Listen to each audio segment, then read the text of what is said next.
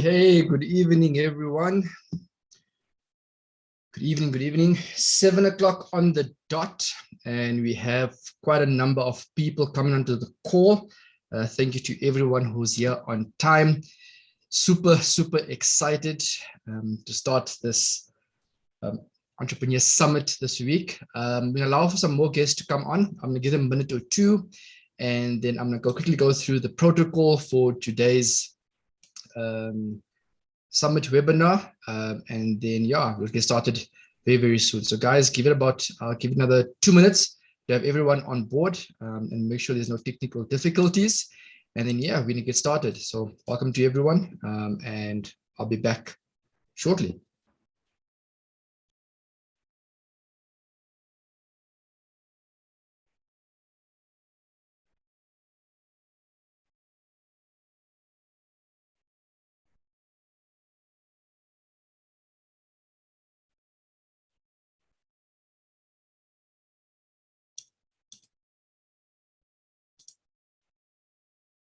All right, guys, while we're waiting for the other guests to get on, for those who are here, please, in the chat, we want some engagement. So in the chat for now, I think just drop us a line, where you're dialing in from this evening. Johannesburg, Durban, Cape Town, Limpopo, another country perhaps. In the chat, please feel free to tell me where you're coming from. We have, I'll try and pronounce it, Baslokonolo from Pretoria. In the room, guys, please drop in the chat where you're coming from. We have Arashad from Johannesburg. Welcome, Arashad. Joanne from Centurion. Are you guys busy surfing there? Eh? I see got some heavy rains there. We have Boksburg, Cape Town, Boksburg. Welcome, guys. Oh, thank you so much.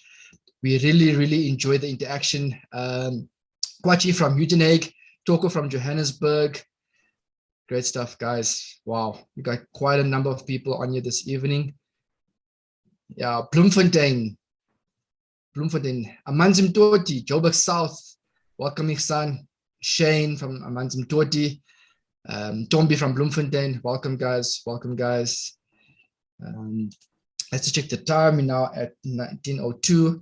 I think we'll start in a minute, and then we'll get started. We're going to keep to the time schedule. We have a lot of information, value to add this evening to you, so we're going to make sure we use every single minute of the time this evening. All right, guys. So we have Deirdre from Germiston. Welcome, Deirdre. All right, so we'll give it a minute, and then we'll quickly go through the protocol for today's webinar, and then I'm going to introduce very shortly our guest speaker for this evening. We have a fully packed evening and a fully packed 7 days, guys. There's some major value we're adding this week to you guys. So please stay tuned. Let's get to the chat quickly. Let's see. We have Deirdre from Germiston. Like I said, we have another person from Nastasha from Amanzi Mtoti as well. Great stuff, guys. Welcome. All right, Kim from Cape Town. All right, guys, let's get started. So, guys, I'll be your host this evening. Fadil from Johannesburg. Just some protocols before you move forward. In the chat section, you'll find a Q&A section for question and answers, guys. Please feel free to ask any questions to the person who's speaking this evening. At the end of the actual webinar this evening, we'll try and take maybe 2 to 3 of those questions, and we'll answer them on this live call. All the other questions, we've set aside some time on Saturday to go through all the Q&As and answer any and all of your questions that you might have over the next 7 days. But like I said, we'll try and answer 3 of those this evening, but please don't despair. For those who do have questions and they're not answered this evening, we will get to them all on Saturday, and we'll answer those questions. So without further ado, your guest speaker this evening, to give you some background about this gentleman. I've known him for the past, I think, about 6-7 years now. Ex-banker in the property finance sector. I like to personally call him a serial entrepreneur. He's has been in many business ventures, previous franchise owner. Property is his game, amongst many other things. Like I said, entrepreneur by profession. And he's not going to give you some value-added information. So please, the first slide, take notes, have your notebook ready, your pen ready, because the information we're sharing with this evening and out this week, guys, I don't want to tell you how much it costs if you were to attend an event such as this. But tonight and this whole week, everything's absolutely free. So please take note. It's going to be a lot of value.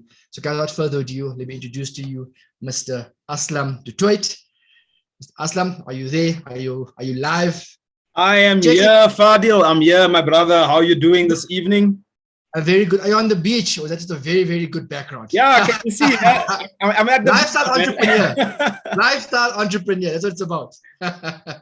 Awesome, awesome. Thanks so much for that awesome introduction, and thanks for holding the fort for us at the beginning of the webinar.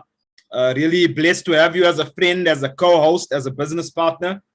And guys, I hope you're excited, because for me, it's something that I've been wanting to do literally for years. I'm someone who loves sharing knowledge for people that possibly get on here and know me. They'll know that I love sharing, what I know, teaching people stuff. I'm the type of person, when I read a book, I want to just regurgitate everything and tell people everything that I read in a book, not understanding that, they might not be ready for the information. So I'm going to warn you up front, if I sort of blast you with a lot of information, okay, take it with a pinch of salt. It's coming from a good place. I want to share the info with you, because I'm hoping that for some of you, it's going to fall in the right way. It's going to fall in a way where you're going to make a decision at the end of this 6 days, in terms of where you want to take your life, what you need to do. Now, with that being said, I've got some good news for you. You can put your credit card and checkbook away, because we aren't selling you anything here this evening. And neither are we selling you anything over the course of the next 5 days or 6 days. We've actually thrown in a bonus day there, okay? We are literally going to share with you information that we sort of picked up. Now, some of you might want to extend and expand that knowledge base, whatever you get from this 5 or 6 days. Some of you will want to expand that knowledge base. And you are in our Facebook group. I see we've got some comments dropping. So I'm checking 2 places. I'm looking at the comments we have over on Zoom, and then I'm having a look at the comments we have on Facebook. So, if you guys are getting value and you have, you do have questions after the seminar, after the summit, you can contact either via email or within the group. Send me a message, and I'll put you in touch with the people who you need to be put in touch with. Okay. So if you guys are excited, I'm looking at the numbers just increase. I'm already surprised. Most people make commitments that they're going to attend the webinar. Has that ever happened to you? I'm going to be there. I promise you I'll be there. Even when it comes to food, right? People tell you, I'm going to be at your party. I'll be at the braai. And then you find people don't show up. Okay. Has that ever happened to you? But tonight, I want to basically give you a hand. In fact, I want you to give yourselves a hand by actually showing up. I want you to put, I made it in the chat. Okay. Just put, I made it, because you have shown that you honor commitments to yourself. You see, this year, because we're not selling anything, guess what? For who is this then? This is for the people that are actually attending the webinar. And you're going to be getting information on this webinar over the next couple of days that probably many of the speakers you will be hearing from possibly paid for that information. And you see, I actually don't like giving free information, and I don't like free information. I'll tell you why. Because it is really appreciated. Rarely do we appreciate it when information comes for free. So I actually prefer paying for something. You know why? Because I know I'm actually going to value it a bit more. I read a book not too long ago where the guy says he normally charges something like $50,000 for people to attend his mastermind events. I want you to let that sink in. He charges $50,000 to let people come and listen to him speak at a mastermind. And he said what he did on a few occasions was that he actually invited some friends and family to these seminars for zero cost. And he says, you know what surprised me? Not one of the people I invited for free actually did anything with the information that they received at the seminar. But everyone else who was in there paid $50,000, and many of those people actually applied what they learned. You see, so it's great when we see something is for free, but the question is, Are you actually going to take action? Are you going to listen? Are you going to make sure you show up on all 5 to 6 days? Let's not make this a January resolution. I'm going to change my life on the 1st of January. I'm losing weight on the 2nd of January. On the 3rd of January, I think I'll have a braai. On the 4th of January, you know what? The diet's becoming a bit hard. On the 5th of January, you know what? I can't find my gym card anymore. Anyone ever been there? Anyone ever been there? I want to see those comments drop. I want you to make a commitment. I see I made it. I made it. I made it. I'm loving you guys. I'm loving the energy. Okay, I'm going to have a look at some of the comments that we also see coming through on our Facebook group. Okay, awesome. I want to see the comments there as well. Fantastic. Okay, so let's carry on and just let me break down some of the protocol. I'm fully committed. I'm loving that. Okay, so I think I just went a little bit too fast. Okay, so how, actually, guys, if you can just give me a moment, there's actually a slide which seems to not have shown up. I'm not sure why. So.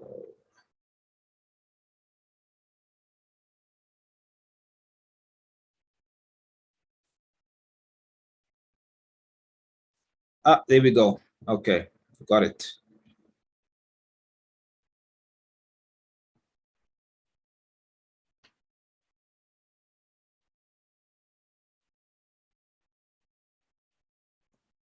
Here we go. Okay, so I want to take you guys through the summit schedule. So let's share that again. Ah, there we go. Okay, Fadil, is that clear? Can everyone see that? 100% good to go. Okay, awesome stuff. So I'm just going to quickly take you guys through the summit schedule so you know exactly what we're going to be speaking about over the next 5 days. And I think once you see the schedule, I think you want to make sure that you show up because we're going to be speaking about something different every evening. So if you miss it, yes, there will be replays, but it's always better to be on the live session. Okay, so day 1, which is today, we're revealing the wealth acceleration blueprint. Now, who loves that idea of wealth acceleration? Who's tired of trying to get rich slow? What if there was a way to start speeding things up a little bit? Okay, are you excited about learning a wealth acceleration blueprint? I'm going to share that with you guys this evening. I'm going to take you through a journey. Okay, day 2, we're going to be focusing on property investing and how that applies as part of the blueprint. We're going to be hearing from Michael, who's going to be joining us all the way from Cape Town. And, you know, he's been investing in property for the last, I think, 16 years. I actually did an interview with him just last week. And a really, really amazing. I'm going to be posting that interview really, really soon. Okay. On day 3, we're going to be hearing from someone who's actually become a very good friend of mine now, Karen Frazers. I met Karen, you know, when I did an interview with her originally for Airbnb, because I'm always on the internet and I had come across people making money using Airbnb. And I thought, man, this is actually such a, you know, revolutionary concept. I came across it through more, you know, international websites, you know, and videos. And then I started searching locally for people that were doing it. And somehow I came across Karen's name and I asked her to do an interview and we did an interview. And since then we've kept in contact, you know, and she's become very, very successful using Airbnb, where right now, when she comes on Wednesday, I want you to understand this. When she comes on Wednesday, she's actually going to be doing the webinar from somewhere out in the bush because she's a digital nomad right now. Who loves that idea? Digital nomad, sort of laptop lifestyle, work wherever I'm at. Who's excited about that idea of working in a way where you can control your own time frame, control your own schedule? Guys, that's what it means to be a lifestyle entrepreneur. That's what it means to be a lifestyle entrepreneur, where your lifestyle is not dictated by your business or your job, okay? But instead your job or your business is fitting into your lifestyle, the lifestyle that you want. So I know Karen loves traveling, so she's going to tell you all about that. Then on day 4, we're going to be speaking about how to leverage other people's time with network marketing to accelerate your cash flow journey.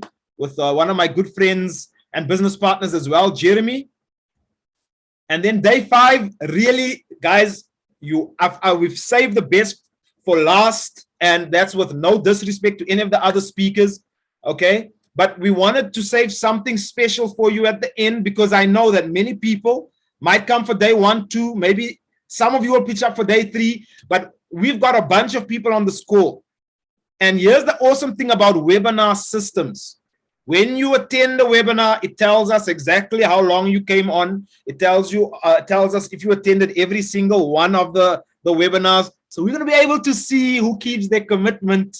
Okay, we're going to see who actually shows up. Imagine if a gym worked that way, that when you made your commitment to be at the gym all the time, and the gym sort of sent you a message when you didn't show up, and it was like, Fadil, you said you'll be here 5 days a week. My man, it's like only Monday and you haven't shown up.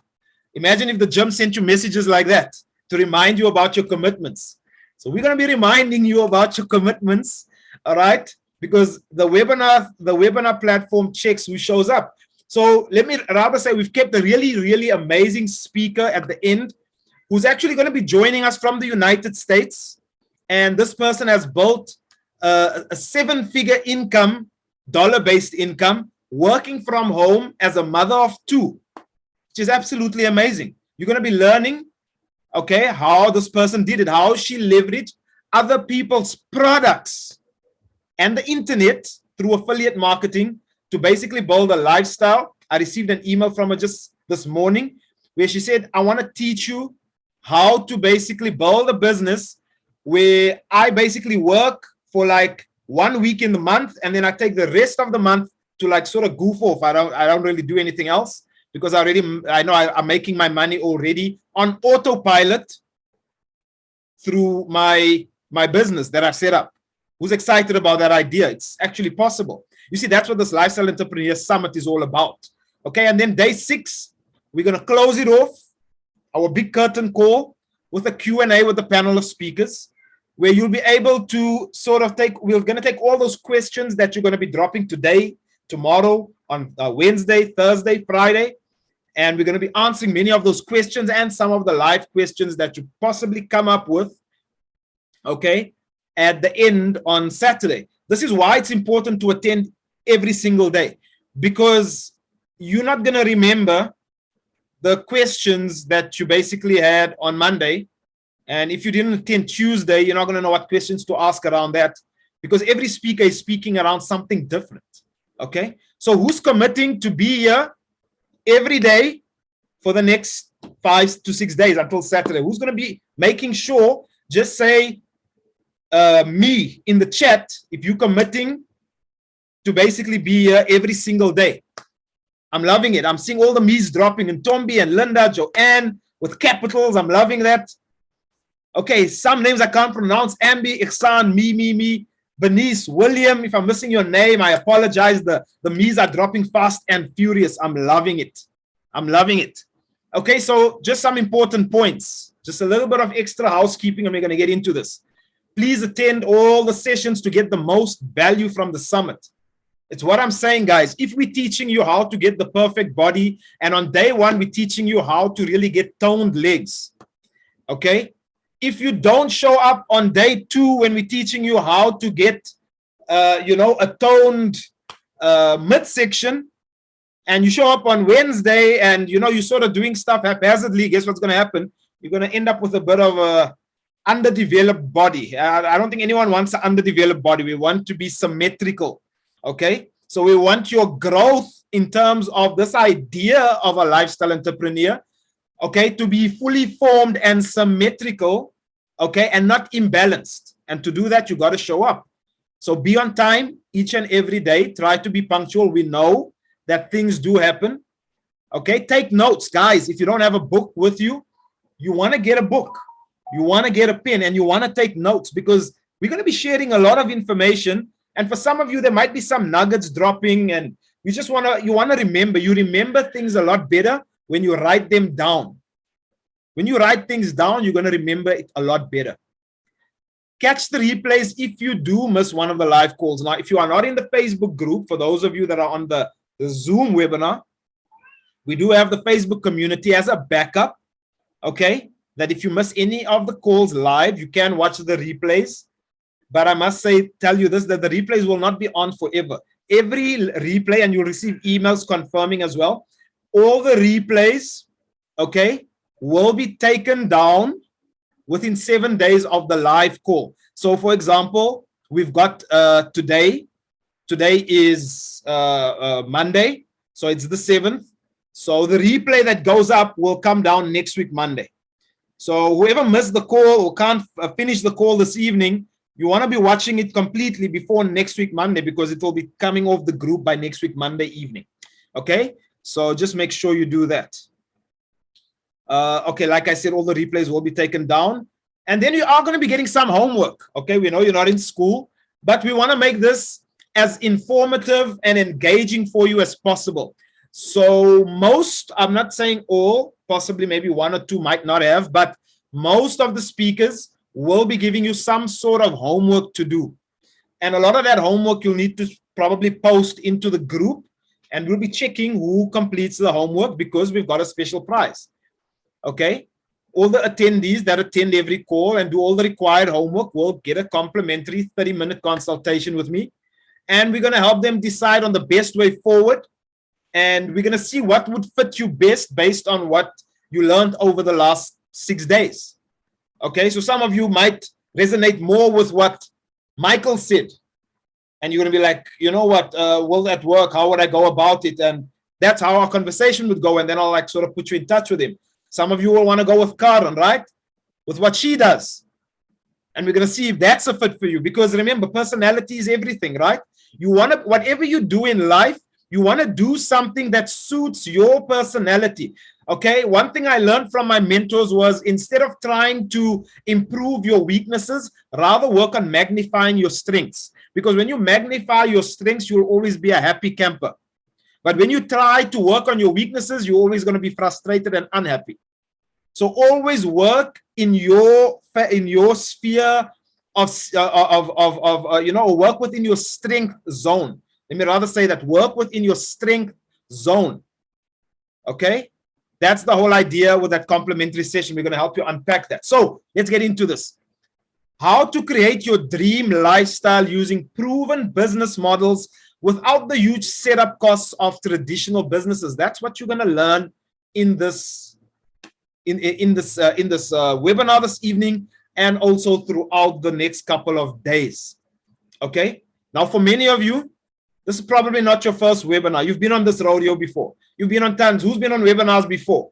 Just drop I have in the chat if you've ever been on a webinar before. I understand it's not your first webinar or your first online training summit. So I don't for 1 second believe that what we're doing here is completely unique. Okay, but here's what I want you to know, that if you've ever been on webinars before and you've sort of tried what they were showing you and you didn't make it and you sort of failed, okay, it wasn't your fault. Okay, it wasn't your fault. You probably just needed someone to basically help you and guide you on that journey. Okay, so if you've been concerned in the past that you just can't succeed at setting yourself up free financially, or maybe you tried doing things online, who's ever tried to do, I'd love to know, who's ever tried online businesses and you sort of, yeah, this thing doesn't work. And I know, guys, many people get scammed online as well. I had people message me on email when the reminder emails were going out. Someone messaged me and they were like, how do I know this thing is real? What if I decide to go with a course, for example, and the person takes my money and they run away? Okay, who's ever had those experiences, right? So I want you to put your fears at, to rest, because you can do this. Whatever it is you're trying to achieve, you can do it. You just needed the right person or the right people to guide you and give you a workable strategy that's going to be suitable for you. Now, I want to ask you this, okay, or I want to say this to you. If you've ever believed that the government or society or the employers out there, okay, want you to think that university degrees, massive capital amounts, and a 9-to-5 job are the only ways to succeed financially, I'm probably here to tell you that they are all wrong, okay? They all have their own interest at heart, and what they are saying to you is for their own benefit. Okay? That's how we were all basically conditioned to believe that there's only one way. Who did that journey? Who went down the road? I got the qualification. You told me to do mathematics at school and I'm going to have an awesome life. Who got all the great marks in mathematics, and you still started wondering, but why did I study geometry? Who's still thinking, why did I do that geometry? Why did I do algebra? Why did I even do trigonometry? Guys, I can tell you, I did degrees, and I'm sitting here asking, like, why did I do those degrees? Because I barely used any of it. It's crazy. Okay? So if you ever thought the banks and the governments and the employers want you to fail at achieving your financial goals and stay within the system, stay within the rat race, I'm telling you now, you're probably right, because it's true. They do want you to stay in the system, because the more guys, banks want you to have debt. Like, let's just face it. I used to work for a bank, and my job was to go and sell debt. I used to sell debt on a very large scale. I used to give it to investors, but that was good debt, right? It actually helped them build. But for many people, okay, who's always getting calls from the banks or financial institutions? We would love to give you a personal loan. Who's always getting those? We want to give you a personal loan. Have you received any of those so far in 2022? They want you to stay in debt, okay? Because if you go out and succeed, guess what? If you're not going to make use of things like debt, you're not going to be a very good asset to the financial system. Okay, by you being in debt, think about this, right? In accounting, there's always a debit and a credit. So by you being in debt, you can remain an asset to them. Okay, I want you to let that sink in. By you staying in debt, you ultimately become an asset to them. So why would they want you to leave that circle? Why would they want you to leave the rat race? Why? It's to their benefit. Okay, but you can do it. And that's why we're here tonight and for the rest of this week, because we know you have a dream and you want to live a life of freedom. And we want to show you how you can make that happen. We want to show you that it is possible. Okay, so the goal of this summit is to help two types of people. All right, the first type of person, right, over the next 5 days during the webinar. Okay, it seems like my slides just sort of mixed up somehow. I don't know what happened, but it's quite weird. And I checked them before. Let's see if we do this. Yeah, they sort of mixed up. It doesn't matter. It is what it is, okay?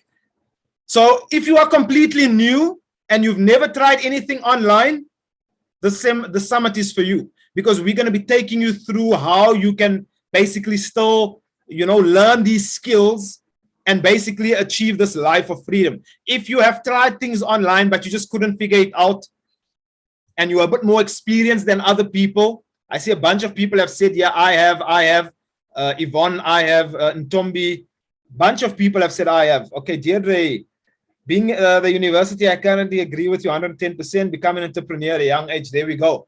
Okay, so if you've tried stuff before and you failed, we're still going to show you that this summit is for you as well. So over the next 5 days and during tonight's webinar, the goal is to get you to believe, especially this evening, that the 3-step lifestyle entrepreneur wealth acceleration model is the key to living your dream lifestyle.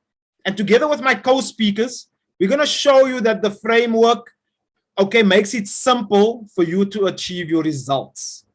Okay, now who's excited about the thought of the idea that it could be as simple as what we are saying it is, because it doesn't have to be that difficult, especially when people are sharing with you their journeys. Okay, and that's why I'm going to share with you my journey this evening. So just a little bit about me. I'm not going to spend a lot of time here. My name is Aslam Du Toit. For those of you who've never met me, don't know me, okay, I'm an online marketer and entrepreneur, but I've been in the real estate and property game for over 17 years. I've been investing in the stock market for over 15 years. I'm a crypto investor. I've invested and owned fast food franchises. I was a commercial banker, and I think people who do know me will agree I'm a bit of a fitness fanatic, and I love traveling as well. Okay, that's the lifestyle part. I spend more time in the gym than traveling, though, okay, for obvious reasons these days. Okay, but let's get into the details. So Here's what I want to share with you. In the last 2.5 years, I've actually had the chance to live the life of a lifestyle entrepreneur and live life on my own schedule. And I've been able to help other people quit their day jobs and really own their lives. Okay.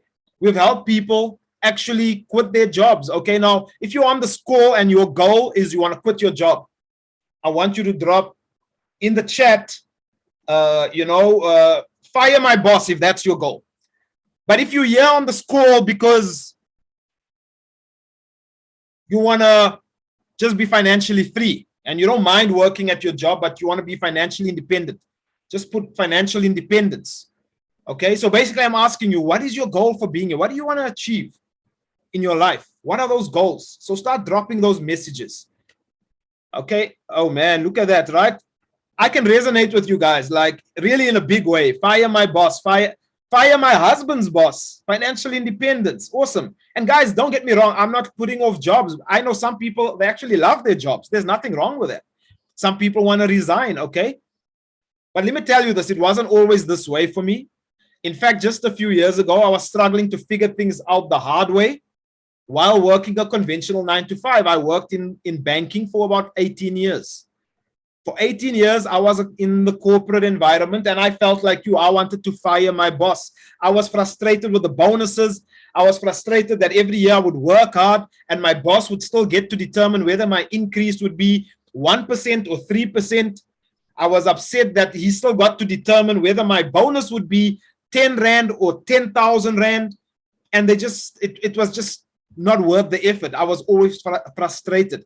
If you feel like that right now, I want you to drop me too. Who feels that the amount of effort being put in is sometimes it doesn't justify the rewards that you're actually getting at the end? Who feels that way? Me too, right? Who feels that way? Just drop me too in the chat if you feel the same way. And this is how it went for me, guys. I followed that traditional model because this is the traditional model that we're given, right? Go get a formal education so you can get a good income, so you can get a pension from your company, so you can accumulate debt to buy stuff for your family. And that is what a job entails. And then you're going to basically get your house, your car, and if you still have money left, hopefully you can leave a legacy for your family. We all know most people can barely have enough money to retire on their pension, let alone leave a legacy for any family. Okay, see, man, me too, me too, me too, so many people. Okay, Natasha, Letitia, Ntombi, me too. Wonderful. Okay, but this is the traditional model. And I think if I ask people to drop in the chat who's been following or who has taught the traditional model, probably 90% of you will say, me too, right? But if I'm going to change the word, right? So let's go like this.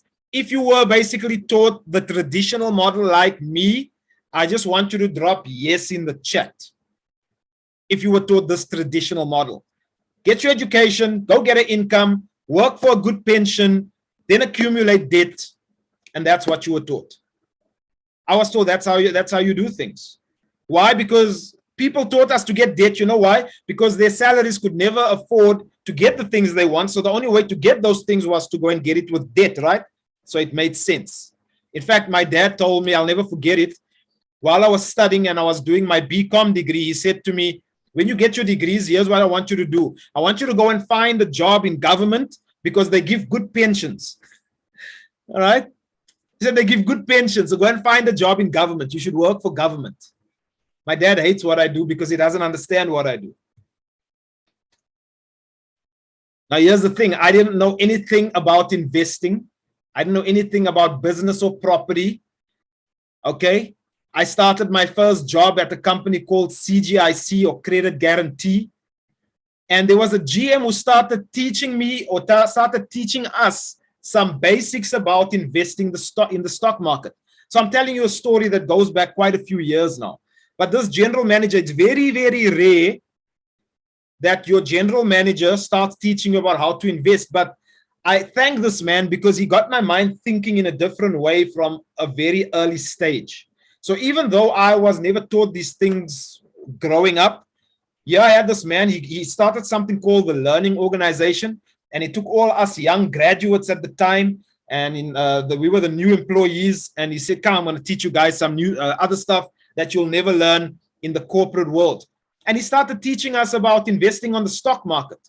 And I had no idea how to invest. And he told us, go and get the Sunday Times. And we had to basically circle in the Sunday Times, at the back of the Sunday Times, you had all those shares. And he basically taught us how to read those share charts. And we had to build up a portfolio. And that's sort of what he was teaching us. But around this time, you see, this is why it's so important. And I commend you guys for being on this webinar and being in the Facebook group. You know why? Because while I was sitting in this training session of his, there was a lady or a girl at the time, her name was Liesel, I'll never forget her. And she started speaking about this book she had read called Rich Dad, Poor Dad. And as she was speaking, I just found it so interesting. And I told her, where can I get the book? Guys, that time there was no like exclusive books, or I didn't know where to find the book. So she brought the book to the office. And me being me at the time, you know how we are, I took the book and I photostated the whole book on the company's photocopy machine. I had it stacked up, and I devoured this book. I was just, and I was sitting there thinking, and I just finished university, guys. And yeah, I'm thinking, I just did a degree. I'm frustrated that I'm not getting paid enough in this job I've had for like 6 months. Okay. So it's starting to make sense to me why I'm like broke. It was making sense to me now. Right. So this lady gave me this Rich Dad, Poor Dad. Right. And student debt made it impossible for me to actually apply what was being taught in the book. I didn't understand it. And because I had a student loan that I needed to pay off, even if I wanted to apply it, I didn't have any money. In fact, I'll never forget, my first paycheck was 4,000 Rand as a graduate, 4,000 Rand. And my net income was 2,666 Rand. I can never forget it. And guess what? The first payment that went off every month was to FNB, because they were the guys that gave me a student loan. So about $1,000 went off my paycheck, and I was left with 1,666 Rand. And that was supposed to get me through the rest of the month. How awesome is that? Exciting, right? Being a double graduate. And I started devouring this man's books, all his books, Real Estate Riches, Cash Flow Quadrant. I just started reading a lot of these books. Graduates are still being paid 4,000 a month. I've actually seen that, Travis. You are so right. I can't believe it after all these years. So in his book, Cash Flow Quadrant, Robert Kiyosaki speaks about the 4 quadrants of making money. Okay, the employed people, they exchange time and effort for an income. If they don't work, they don't get paid. And then self-employed people, they basically work for themselves. They might be getting paid, but they are the business. Okay, they don't get holidays. Why? Because the business can't work without them. Okay, and then you get bigger businesses. These people are basically have other people working hard for them, and then investors have money working hard for them. Okay, if you've read these books before, Cash Flow Quadrant, Rich Dad, Poor Dad, just put the name of the book in the chat if you've ever read any of these books. Okay, so after reading the books, I then had a goal. I said, well, this man is saying I should invest in property. It sounds like property is the way to go. So I started a journey where I had this goal. Now, I want the diagrams that I'm showing you guys, you'll see that the diagram is going to keep on expanding. The diagram is actually what you guys are going to be taking notes on the most this evening. Because as the diagram expands, you're going to be seeing some stuff coming up. And I'm building a model. We're building the wealth acceleration model. We're building the components of that model. Okay? So think about it like we're building your house. We're starting with a foundation. Once the foundation is laid, we're going to start throwing the bricks. And then we're going to start putting on the roof and putting in all the fancy finishes. That's how we're going to be building this, right? So this was the model. Now that I remember, the first model I had in my mind was I need to go to school. I need to get good grades. I need to get a job. And then I have to get a pension and debts and whatever. Right? Anyone experiencing network challenges? Bernice, it could be just your side. I had network challenges earlier, so it could be. But you could always try viewing it on Facebook if the streaming on the webinar is a bit tough for you. Okay, this is the blueprint, approved plans for your house of passive income. There we go, Fadil. Right, so this was my goal now. I had a job and I wanted to use the money from my job to invest in real estate, which would give me passive income so that I could basically achieve my goals. Now, guys, this slide is actually extremely important. You see, for most people, what did I show you on the previous slide? The previous slides showed you that the job pays for the goal. Now, the goal could be the house, the cars, the lifestyle you want. So the job pays for the lifestyle, the goals, right? But when you look at this model over here, can you see that it's already shifted? Because now we're saying the job where you're getting your income. So we're not saying go quit your job tomorrow. We're saying it's actually good if you have a job. It makes it a bit easier for you. You should be taking your income from your job and you should start getting some passive investments. Now, this was my journey. This was what I did first.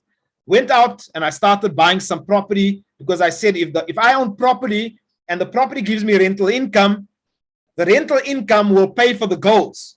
Now, why is that important? I'll tell you why. Because you see, if you can set yourself up in that manner where your lifestyle, your house, your car, your holidays, everything, your kids' schooling and everything is being paid for from your passive investments, it doesn't matter if you lose your job, guys. Now you are what we call financially free. So if you want to know what financial freedom is, it's when your passive investments are basically paying for your lifestyle expenses or your living expenses. If this year was an epiphany for some of you and you've never heard this concept or thought about it this way, I want you to drop, what can we drop? I don't know if people can drop light bulbs, but if you can, drop a light bulb.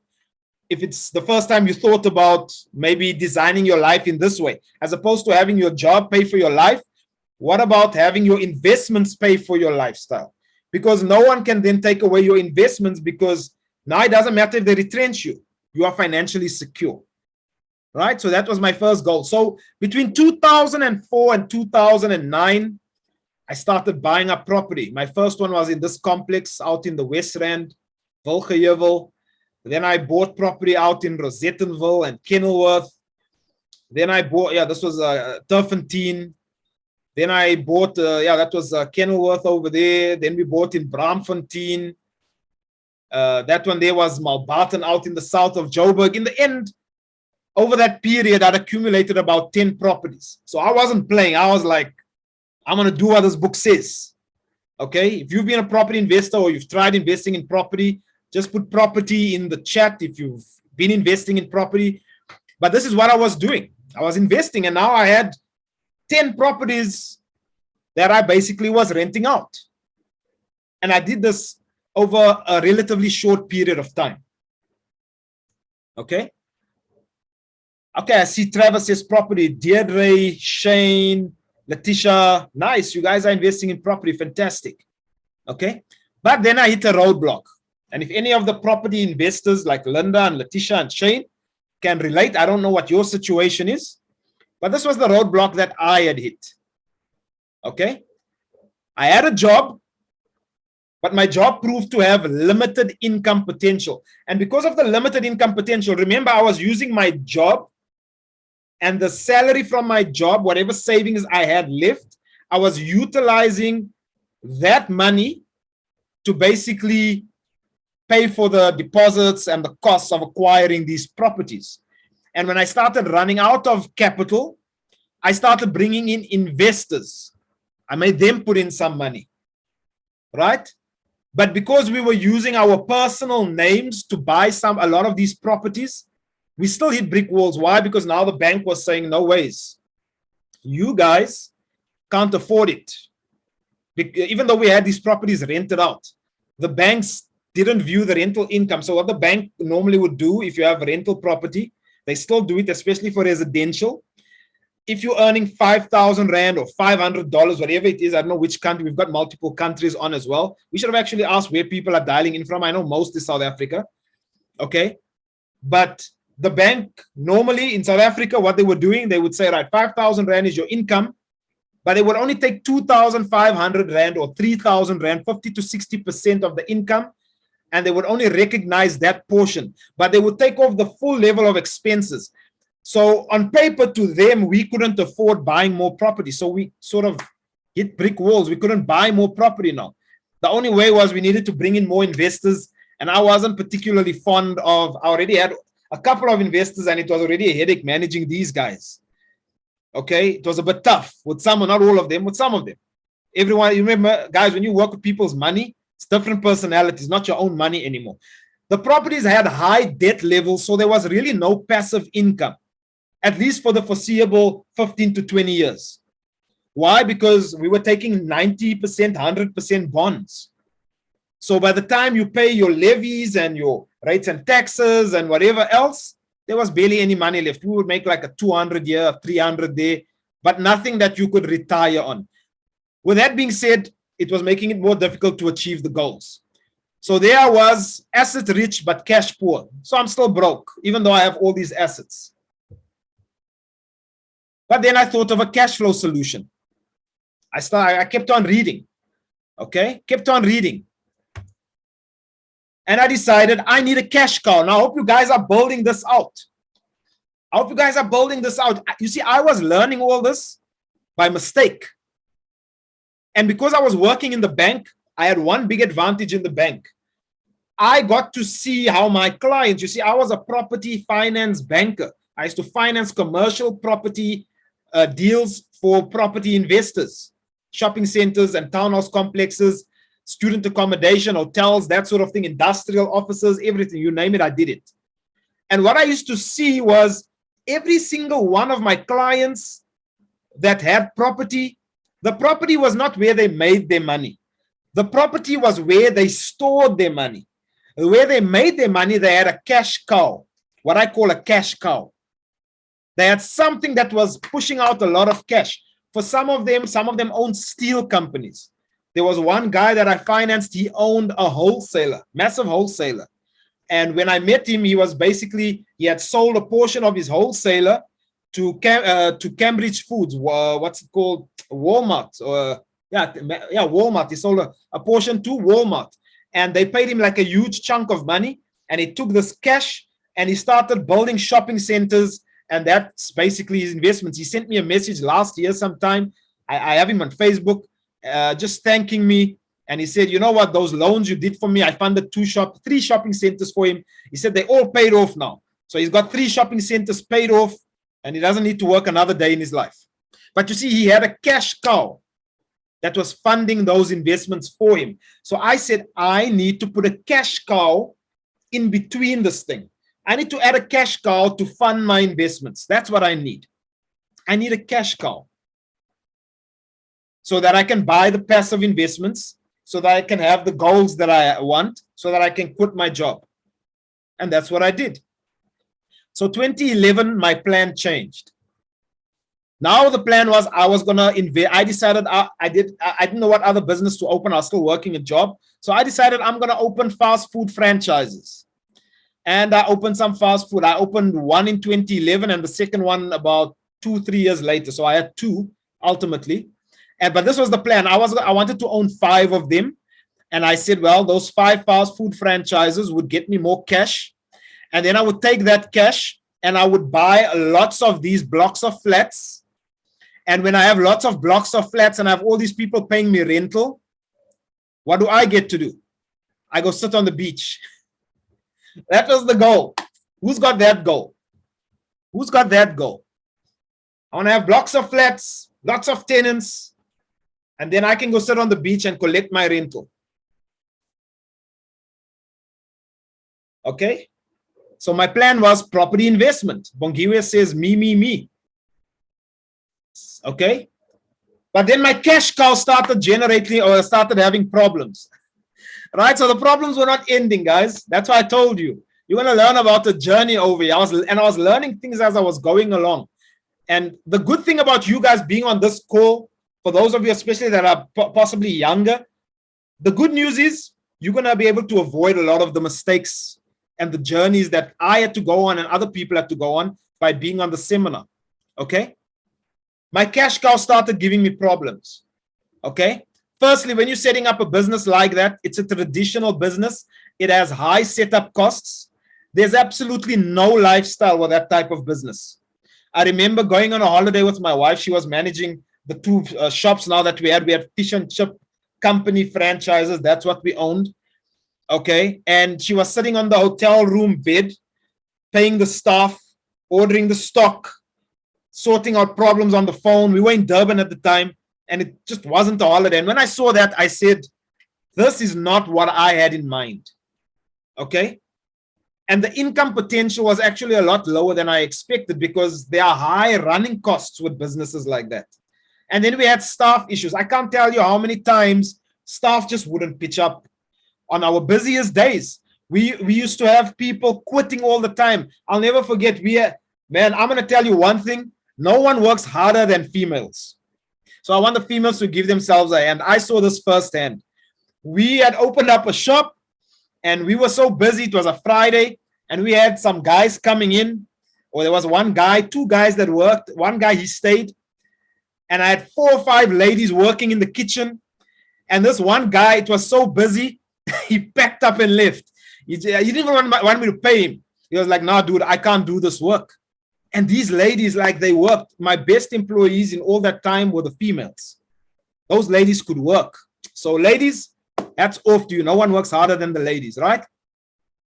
So I had issues with my cash cow, and we had cash flow problems. We couldn't pay the receiver, their VAT, and the rentals were escalating. And guys, I could go on and on. Not the type of business that I would recommend anyone get involved in. And I had 2 of them. Okay. So, and at this time, you'll see in red there, I also started having tenant issues in my properties that I owned. I started having some serious tenant issues in some of the properties, to the point where I'll never forget, like when my wife was 6 months pregnant, one tenant was moving out of a property and they had not paid me for that particular month that they were serving their notice. They had not paid me. So I went and collected the key, and the person asked me, when can I get my deposit? And I said, how can I pay you your deposit? I've been asking you for the rental for this last month. For the last month, you haven't paid me my rental. And these people, long story short, we had a vehicle, we had a bucky, a van, okay, a utility vehicle, if you want to call it that. And my wife was 6 months pregnant that day. She was sitting in the car, and I had to run into the car because these people were stoning us. Tenants, guys, the tenants stoned my vehicle. And I opened up a case, and guess what? The tenants were found not guilty, even though the van had all these dents and marks and everything on them. Okay. And there were other issues in other units. I won't even get into that, but tenant issues. And guys, I only had 10 units, only 10 units. Okay. But been there, done that. So I was highly frustrated now, because now I wasn't meeting my goals at all. Cash flow problems in the business, tenant issues. Guys, I was about 32 years old, and guess what? I was already sitting in a psychiatrist's room because I was suffering from anxiety and depression and stress, and I was getting panic attacks. I thought they were heart attacks. They were that bad. They were that bad. Okay. The first time it happened, I was actually whisked away at work in an ambulance because I thought I was having a heart attack. It was just so bad. Okay, so here's a recap of what I learned of these traditional cash flow sources that we tend to know. I see Bernice here. I had that go, but learned the hard way in property investing. Tenant issues are the worst headaches to endure. Welcome to the club, Bernice. Hectic, right? So someone can relate to me here. Right, so with jobs, you have limited income potential. There's no lifestyle advantages, mundane routines, corporate politics you got to deal with, limited skills development. The job skills you learn at a job are rarely transferable into your retirement years. The skills are often job specific, and a lifestyle, your lifestyle is tied to your job if your lifestyle is tied to your job income, it's a recipe for disaster. More than that, you have no leverage. No leverage, guys. This concept of leverage is extremely important. Okay. On the other side, traditional business, some of the issues that I found. It had high setup costs. There are high running costs, geographic limitations. I can't do business all over. Okay, limited income potential, staff and management challenges. There's minimal leverage, no lifestyle because you become the business, and that often results in even more debt in your life. That's what happened to us. Okay, I had taken out personal loans in my personal name to get the business opened. And then I had leveraged some of my properties to because I didn't want to take loans physically against the business. I didn't want the business to have debt. So I took debt against my own name and against my properties. Guess what? Because of that business, going the way it did, I had to sell all my properties. Boom, down. Okay. To the point where I then only had like 1 or 2 properties left. So that business literally wiped me out completely. Right. So I knew I had to change direction. I needed to do something different. This wasn't working anymore. And remember, I had a goal where I wanted blocks of flats. Okay. I don't know whether it was God's way of speaking to me. And maybe at this point, guys, if you're getting value from what I'm sharing with you so far, and there's some nuggets dropping, just drop value in the chat, the comments, if you're getting value from this. But I found that I needed to now change direction here. Okay. If the businesses weren't the answer, if these properties weren't the answer, if having the job, what I couldn't understand. What was I doing wrong? I've seen value. Thanks so much, guys. We really appreciate you guys being engaging and interactive. So you see, when you want to learn something, it's best to learn from someone who already has what you want. Guys, that's where you're on the score, because you want to hear from people that have been down the road, that have experience. So when people tell me, I want to do this, sometimes I give them advice. Other times I see they don't want to take the advice. I keep quiet. Why? Because I know I've been down that road. But I found a man, it was actually a client of mine in the bank, who owned a ton of these blocks of flats, probably 100 of them. So he had everything that I believed I wanted. He had everything I believed I wanted. But here's what I noticed. I didn't see the lifestyle I was after at all. This man wasn't spending a lot of time on the beach. Okay. In fact, he was up early every morning. Okay. When he would call me like 6 in the morning, he's already up in his business. Sometimes late at night, he's still working. Oftentimes, I can't tell you how many times I've been at his office. He ultimately became a business partner of mine. I can't tell you how many times he's told me, oh man, one of my buildings in the Joburg CBD was hijacked. And, then he needed to go kick out tenants, and it was, or kick out the vandals and the people hijacking the building. And yeah, man, it was just endless issues. I then found this book and I read this book. I don't know if any of you have read it. If you haven't, go and read it. It's by Donald Trump, The Art of the Deal. And I learned some valuable lessons in this book. You see, I didn't know this, but Donald Trump's father actually owned a lot of these types of properties. So for those of you that only know Donald Trump as the president of the United States, he's a very big property investor, but he builds these really fancy properties, right? Trump Tower and all these fancy things. But if you don't know the backstory that I read in this book, I found out that his dad owned many of these types of what he himself calls sort of slum lord sort of properties. And he says he and his dad used to collect the rentals with a bodyguard. He says his father used to send him to collect the rentals. And what they would need to do sometimes when they collected the rental, they would need to knock on the door and then make sure they stand to the side of the door in case someone shot a gun through or shot a bullet through the door. So who wants to have that type of property portfolio where you just need to knock and then stand to the side? Okay, not cool. And he decided that he's going to start with the end in mind. I want you guys to make a note of this. Whatever you want to do in your life, start with the end in mind. Don't say, you know what, I'll make the money first and then I'll figure it out later.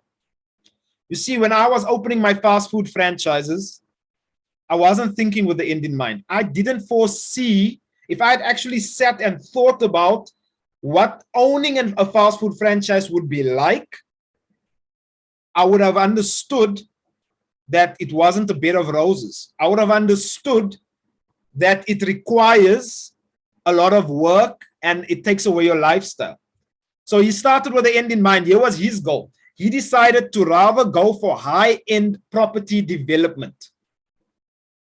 He decided to go for high-end property development. So from day one, he decided, I don't want any part of slumlord, landlord business. I want top-end people paying me rent, top-end companies paying me rent, and that's why he decided to go the route that he went. So he started with the end in mind. Now, what am I trying to tell you guys? I'm saying that as you plan because guys, at the end of this call tonight, you're going to start having a plan for your lifestyle entrepreneur game plan. You're going to have a plan. But to have that plan, you need to think about the end in mind. What type of life do you want? What are the things you want to be able to do? And we're going to work backwards from there to see what you're going to need to do to make sure you can get to that goal. I hope this is making sense. That's why I'm taking you guys step by step. So I came across another mentor's game plan. This was also someone that I had met while I was working in the bank. You see, even though I hated working in the bank, I learned some invaluable lessons, and I met some really valuable people who are still mentors to me in my life today. So I had a client who was building shopping centers. And what he would do is he would basically build a shopping center. And the shopping center, he would basically sell it. And after he sold it, what did he get? He got in a lot of cash. And he would take his cash and he would invest his cash into investments or passive income investments that basically give him, just average returns. Now, guys, this is very important what I'm showing you here right now. I'll explain to you why. I was we were viewing a property once, me and this particular man. We were sitting in a car. And I asked him, I said, you know what, I've never asked you this question. I always see you building shopping centers, then selling them. But how do you actually make an income? Like, where does your income come from? I know you make a lot of money. He's got 4 partners in his business. I'm like, you are 25% partner. So I know you make a lot of money, but surely you need to make your money work for you. And I don't see, when I look at your balance sheet, I don't see any assets. So where do you keep your money? And he said, he says, Aslam, you know what? Guys, this is where the lifestyle entrepreneur idea came to me. He said, Aslam, I love my life. He says, I get up at 7 o'clock every morning and I take a very slow stroll to the gym and I train there for about 2 hours. And I never ever set up my first meeting earlier than 12 p.m. And then I stroll to the office at about 11:30. And then I have my first meeting at 12. And then I might have another meeting at about 2 o'clock. And then I go home at about 4. And then I sit and chill with my wife. I'm like, but how do you do that? He says, I don't want tenants. I don't want to have issues and management things that I need to manage and that sort of stuff. I want to be able to live life on my own terms. So what I rather do is I take my money and I've put it into some investment funds that pay me 10 to 12% a year. Now, I know if I tell some people you can earn 10 to 12% a year, they'll frown on it. And they were like, man, 10 to 12% a year? I don't think that's worth it. I can earn 30% a month, 20% a month. Here's the thing. How much risk are you putting in to earn that? Okay. How much risk are you putting in to earn that? And I'm going to show you an example of what I mean by this. He receives dividends from real estate investment funds. He receives bank interest, which is, he knows it's low. But when you're investing millions and millions like what he is, he's like, I don't need to do anything to exert myself. There's no physical property that I own. I earn fairly low returns, but he says, I only live on the interest. I never touch my capital. He says, so I know even the day I die, my family and my wife and everyone, there'll be more than enough money to take care of them. And here's the type of life he lives. He says, I only fly first class. And I go on holidays whenever I want. Whenever I call him, he's on a holiday. And he's a big Liverpool fan. So every now and again, he'll tell me he's going to London because he's going to go and watch Liverpool play at Anfield. And he always flies first class. And he drives a Bentley. Okay? So who thinks that he's got sort of a lifestyle entrepreneur model right there? Definitely, right?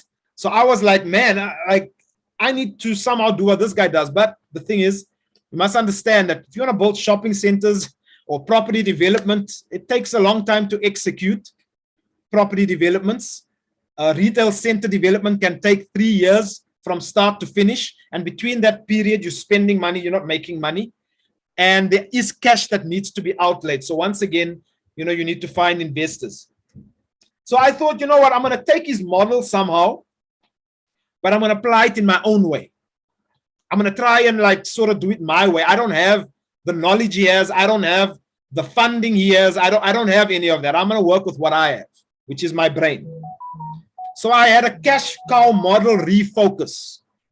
And you guys see how my journey was evolving and evolving and evolving. So I decided that I was going to change my model to getting big payday property deals. Remember, he was building the property, selling the property, and then he would basically take the money and get his passive income investments. So I decided my model now is changing. My job still has limited income potential. Guys, understand I was doing all this while I had a full-time job.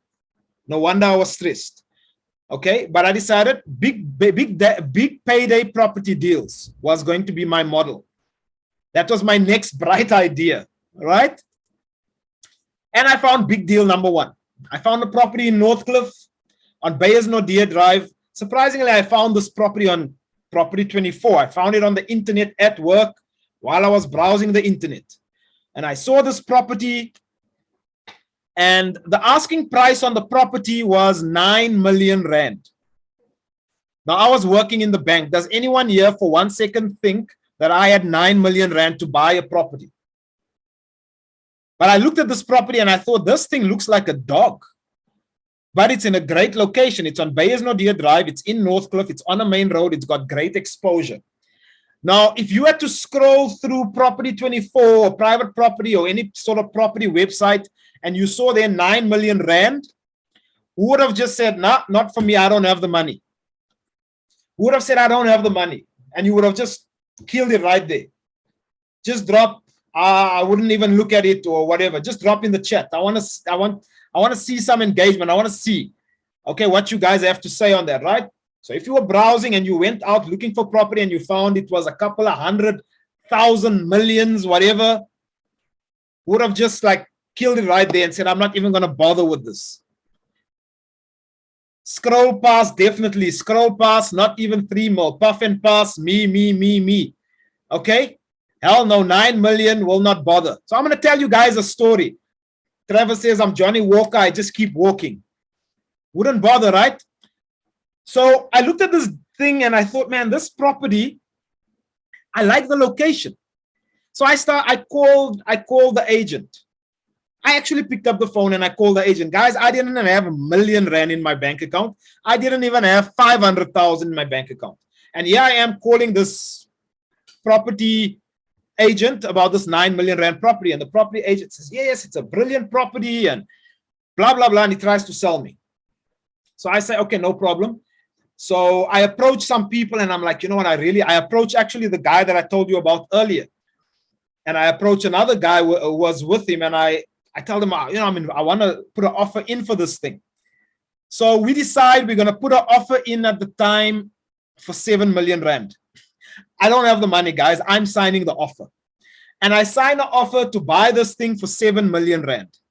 The dog you see on your screen right now. And I put the offer in and they accept the offer. Lo and behold, they accept the offer.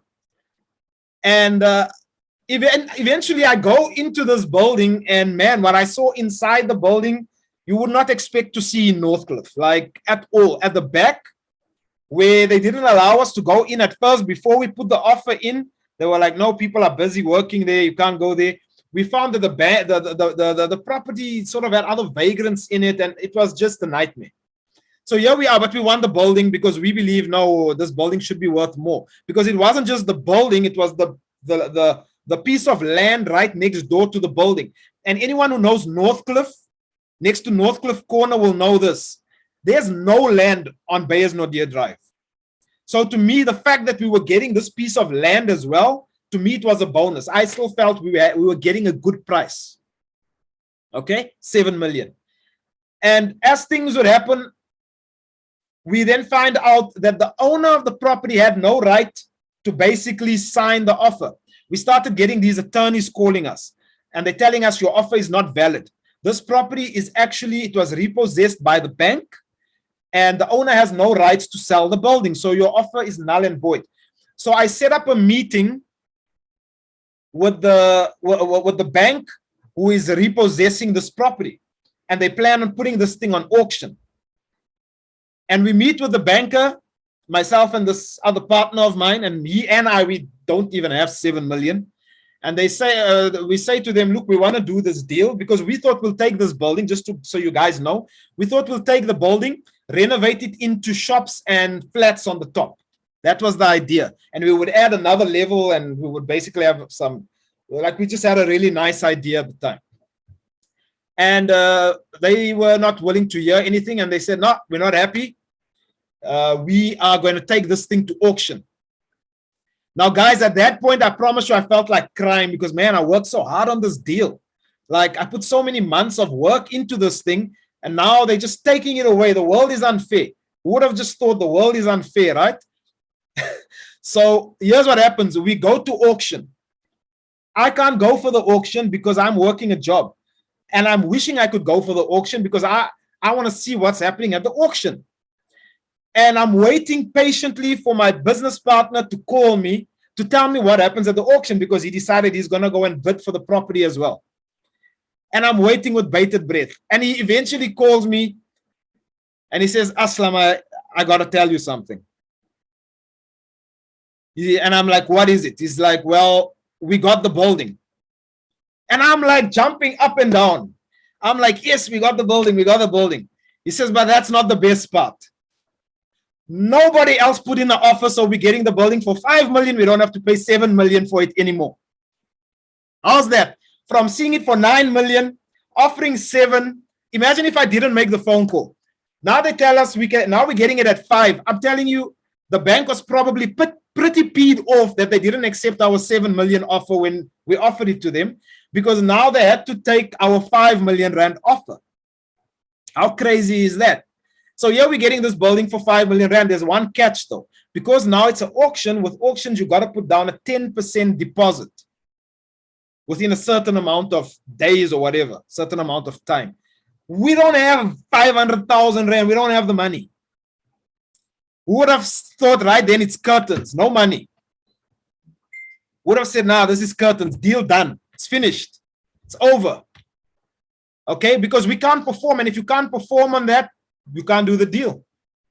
So we bring in our other partner, the guy who owned all the other stuff, and we're like, we need this money. And he's like, I don't have the money to give you guys, but I'll call someone who does have the money.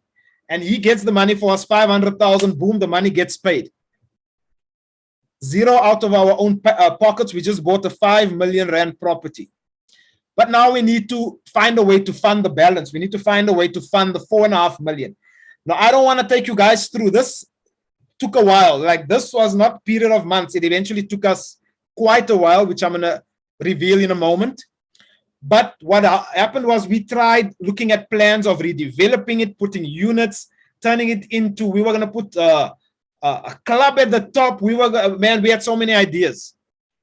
Eventually, we thought of, why don't we just try and sell this thing to someone else? We got it for 5 million. And what eventually happened was, guys, we had not taken transfer of the property. And someone came to us and they were very interested. And I orchestrated this deal. And we sold the building for 7 million rand before we took transfer of the property. So we made a 2 million rand profit before we even took transfer of the asset. And guess how much we each put into the deal? Actually, we put in about 16,000 rand each because we needed to clean the building at one point. So I took 16,000 out of my pocket and my other partner took 16. And there was the guy that took out the 500,000. We gave him his money back from the proceeds. Right? So we made some good money on that. But here's what happened to the building. Right? When they started renovating the building, as the whole process was unraveling, this is now what the building started to look like. Okay? And now when I drive down Beyersnodie Drive towards Northcliffe Corner, I feel extremely excited because this is what I see. And I know I had a part to play in this. Okay, there's a Westpac in this building right now. So amazing experience. Okay, so there we were able to do a deal. So my goal of doing big payday property deals was starting and beginning to unfold now. Big deal number 2, I found it more or less the same time through one of my partners actually owned this building. It's a shopping center out in Pretoria somewhere. It's called Teresa Park. The area is called Teresa Park. And this shopping center used to have a ShopRite in, but ShopRite had left. It was almost vacant and it was a terrible building, right? So what we did at the time, we had no idea. One of my other partners was working a job with me. We thought maybe we can put storage units on this thing or convert it into residential, residential units or something, right? And then my partner says to me, but Aslam, at one point you told me that there were some guys looking for sites for a school. So I said, you're right. I did tell you that. So I called these guys up, and I'm not going to take as long on this journey, but it took a while. And I put together another deal. I orchestrated another deal. Okay, where I went to this guy who owned the shopping center. This is what I did in a nutshell. I went to the guy who owned the shopping center, and I said, listen, would you sell the shopping center? And if so, how much would you sell it for? He said, well, I'll sell it for 8 million rand. I said, cool. I said, so if I could sell this place for you for 11 million, how much would you give me? And his eyes went wide. And he said, if you can sell this for 11 million, I'll give you 1 million rand. All right. Now, guys, you must understand, this is someone, I didn't have money to my name. Why? Remember, I lost everything in my deals, in my fish and chips and all that. So I was more in debt. So it was desperation that was driving me over here. Now, I needed to learn very fast. But I was in property, guys. Don't get me wrong. I was in property. So I negotiated a deal with the school. And I told the school I'll sell them the building for 11 million. And I agreed he would sell it for 8 million. And this is what eventually happened. The school got the building. I negotiated a lease, a long-term lease. Anyone that knows Spark Schools, if you go to Teresa Park right now, there's a Spark Schools that has basically taken over that building, and it's a private school that goes up to grade 7. Something to be proud of once again. If I don't ever go that way, but if I ever do, I can feel. That's why you'll see I have the artist impressions here, because that place is so far. I've just never taken the time to go and drive past to see what the finished product looks like. But I know it's up and running because, they started that school about 2 or 3 years ago. Okay, so that's a Spark Schools now. So that shopping center was now a school. So here's the pros of these big deals that I've done. We basically grossed 3 million rand, of which I made my first 1.5 million. Okay, and almost no money down. On the second deal, I put no money down. So made 1 million rand, made my first million with putting 0 money down. Okay, and when I take the combination of the two deals, I basically made 1.5 million between those two deals. And this is why I started this brand. You guys will see I have a brand called the 9 to 5 Millionaire. That idea came because why? I realized that I had just made my first million while working a 9 to 5.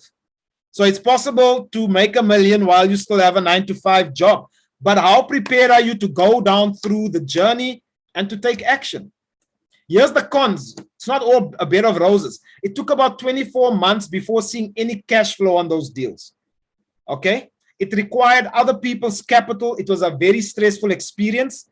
That is why, even though I have a very good knowledge base on property, I don't want to manage. And most people, when you get to the no money down property deals, there's no such thing as no money down. Someone is putting down the money. It just might not be you. But when they're putting down the money, you become the custodian of that money. And I found that that's very stressful. I hate it. I don't want to do it. There was no consistent cash inflow during the period. It requires sifting through many deals to find the opportunities. You're going to need time as well to go and actually have a look at these properties. So I started realizing that as much as I was enjoying this, and guys, I still do this, don't get me wrong. I still get involved in deals like this. I'm busy with one right now, but I don't utilize it as my primary method of generating daily income because I don't know how long that deal could take. It could take 2-3 years for it to actually generate a cash flow for me. All right. So I started looking at what is the wealth acceleration model of the super wealthy. What is their model? How are they making wealth? And here's the wealth acceleration model of the super wealthy. Now, where did I get this, guys? Some of my clients were billionaires. Some of them were multi-millionaires. Okay. And all of them had certain things they were doing that were very standard. Now, I want to show you guys something. Remember, I told you the story of my mentor, or the guy who was building the shopping centers. Okay. And he was basically taking the money and putting it into more these low risk sort of investments and just being happy with his 10% a year. So I want to share with you a quick story of dividend income as a passive income source where no management is needed and limited analysis skills. I'm going to unpack this for you guys. I haven't been investing on the stock market for many years. Okay. For many years, I've been investing on the stock market. So at the end of every year, when it's tax season, we've got to submit our tax returns, right? What happened a few years ago, I did not receive my tax statement from my stockbroker, which I needed to send to my tax guy. So I phoned up the stockbroker and I said, listen, you have not sent me my tax return for the shares that I own. Can you please send this to me? So they send it to me. I don't even look at it. Okay, I don't even look at it. Guys, we're going over a little bit over time, but what I want to know is what's most important. Are you guys getting value from what you're learning here this evening? Because I wanted this to only be 90 minutes max. It looks like we might go slightly over, but I want to respect everyone's time. If you guys are getting value, then I'll keep going. You know, if you're getting bored, I understand. You can leave the call, no problem.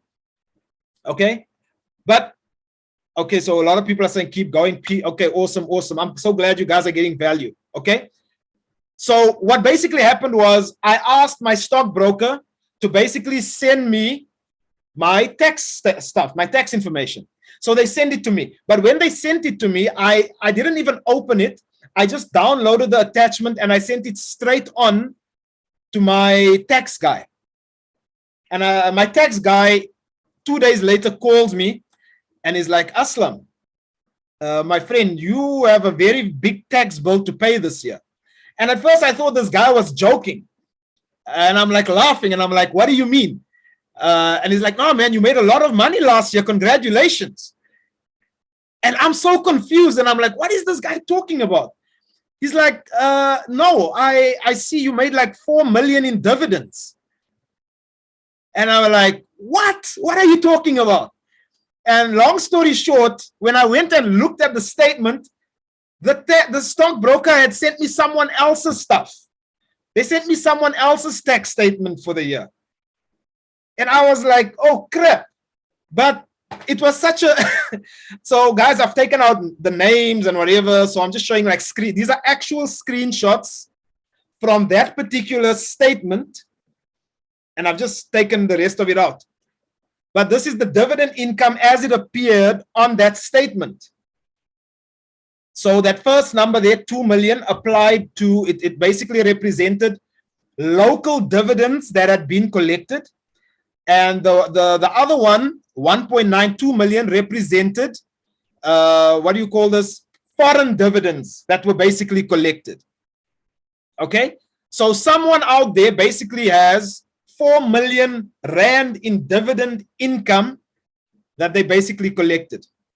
Now, here's the interesting thing. On the statement, it shows how much it costs them to buy the shares that are paying those types of dividends out to them. And the cost of the base cost of the shares was 66.9 million rand. This showed on the statement. So I got to peek at the portfolio of someone who was really super, super wealthy. Okay. Fantastic, right? Now, for those of you that don't understand the whole thing with shares, when you own certain shares, shares pay something called dividends. Dividends are passive income. They might pay it 4 times a year, or they might pay twice a year. When the company makes a profit, you get a dividend. I want you guys to have a look at the ROI on this. For those of you that think you should only be earning 10%, 20% a month. The annual income, so this is how, for those of you who don't know how to calculate this, if you want to calculate ROI, it's the annual income of your investment divided by the cost of the investment. In this example, 4 million over 66.9, and the return is a whopping 6% for the year. So who would be frowning? I mean, bank interest right now is like 4%, right? 6%, but the person made 4 million rand. 4 million. You see, guys, here's something, here's the lesson that I learned there. That with wealthy people, they don't take big risks with their money. They don't take big risks with their money. And this is a screenshot of some of the shares that were in that portfolio. Pay attention to this. High quality shares. Look at the names. Okay, for those of you that are South Africa, these are South African companies. Discovery, First Rand Group, which is FNB, Imperial Holdings, massive company, Mediclinic, all the private hospitals, Nedbank, Naspers, Old Mutual, PSG, RMB, Standard Bank, ShopRite, Checkers, Santam, Cecil, Tiger Brands, Woolworths. Guys, you can see these are top quality shares. Here's the other thing you need to notice. To have a portfolio like this requires significant capital to come from somewhere. Quantity, there needs to be a lot of quantity. You need to own a lot of shares. Look at that, 100,000 shares, 55,000 shares. Most ordinary people can't buy that amount of shares. Okay? Minimal risk. So what I'm saying to you is that the wealthy people are generating cash flow from one place and then investing in big companies that pay them dividend income. Places like Facebook, Amazon, even things like Bitcoin, Unilever, Nestle, Apple. Okay? So I never ever frown on that 6% a year or 10% a year. Guess what? It's stable income. Do you think these people are losing sleep at night on whether or not Facebook will still be around tomorrow? Do you think they're losing sleep as to whether or not ShopRite will be around in 10 years' time? Not at all. Why? Because they know that their investments are secure. Guys, this is important for the model that I'm teaching you. You know why?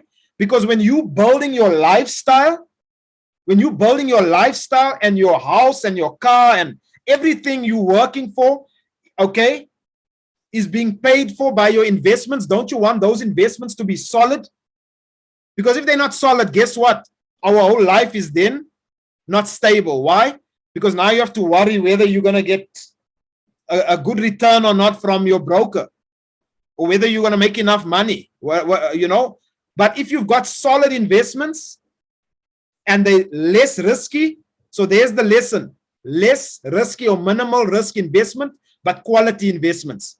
So here's what I learned about the wealth acceleration model of the wealthy. Okay, they own a business that generates significant cash flow. I hope you guys are taking notes. Okay, they master a skill or a business that might require certain expertise and time for them to become great at it. That's what I notice about everyone. The guy that I told you about earlier, who owns what do you call this? Not the warehouse. It's not a warehouse. What do you call this? The wholesalers. Okay, the guy who owns the wholesalers. When I used to go see him as a banker, the guy was in his wholesaler all the time. He knew that business in and out, but it made him a lot of money. But here's what we find with people that are chasing everything, right? This doesn't work, they jump to the next thing. That doesn't work, jump to the next. That they don't master anything. Okay? Then what do the wealthy people do? They invest in multiple passive income assets that are focused on long-term gains, not short-term movements. For all you forex traders out there trying to play the markets, Warren Buffett doesn't trade, he invests. Okay? He's not a trader, he's an investor. Okay?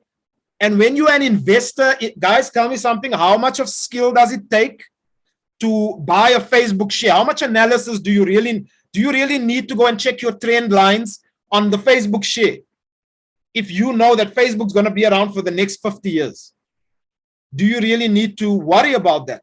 No, because you know it's stable. You know it's stable. So you don't need to lose sleep. People try and play. People ask me, how do I trade Bitcoin? I'm like, I don't trade Bitcoin.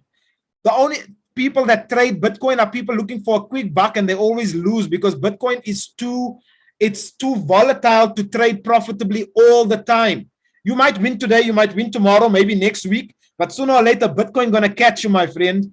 And then you're gonna be crying. Why? Because you see, I've got a book on my shelf here that speaks about crypto, and the guy's message is clear. He says, he says, if you're gonna trade crypto, trade with a very small portion of your capital. But the bulk of your capital should be on a long-term hold, because Bitcoin is gonna make you millions in years to come, not overnight. Okay? So once they've got an investment in multiple passive income assets, they achieve many more of their material goals. Okay? But for the traditional guys, they often don't have the lifestyle. Like I said, the guy's always in his wholesaler. Can't leave. Why? There's no lifestyle in that sort of business. So if you're really passionate about it, do it. But those businesses do take money. Right? So this is where I started moving into this lifestyle business idea. Around 2017, now I'd gotten involved in other businesses, which I couldn't share. You can see, guys, look at the time. It's 90 minutes now, and we're almost at the end. But I started going on this journey where I was in network marketing and I was struggling. I didn't know how to recruit people anymore. And I didn't know how to build my business online. So I took a course on the internet. And that was about 2017. I'm going to start going a bit faster now. 2017, I started taking this course.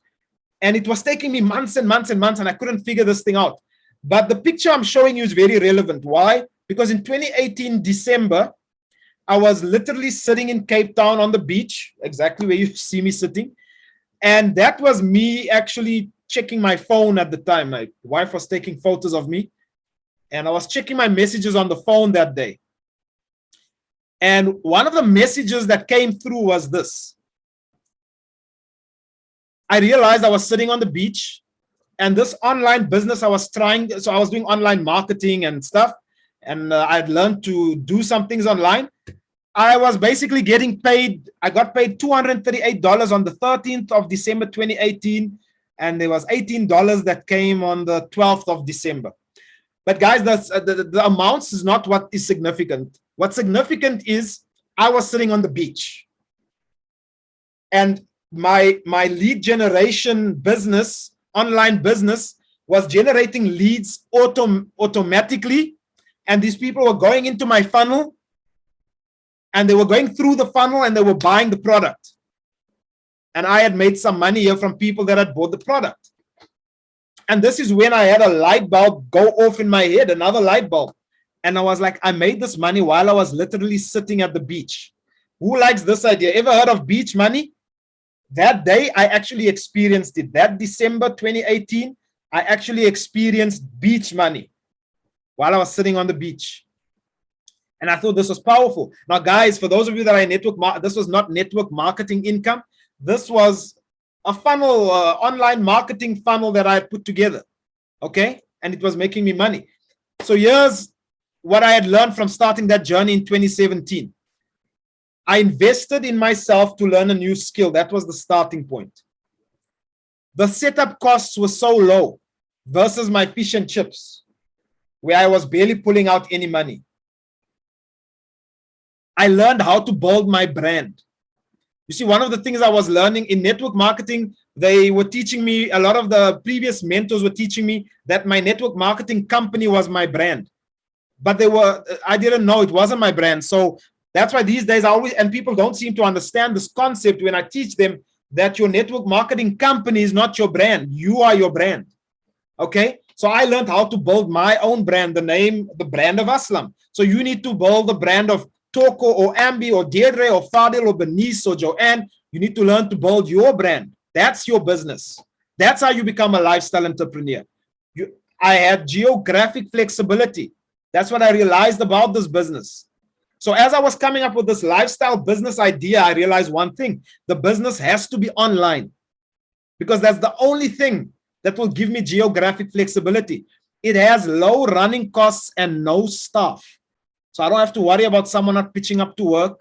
I don't have to worry about a bunch of running. Yeah, there are some running costs, but they are really significant. Your most significant running cost in the online world is typically when you're running ads, the money you spend on running ads.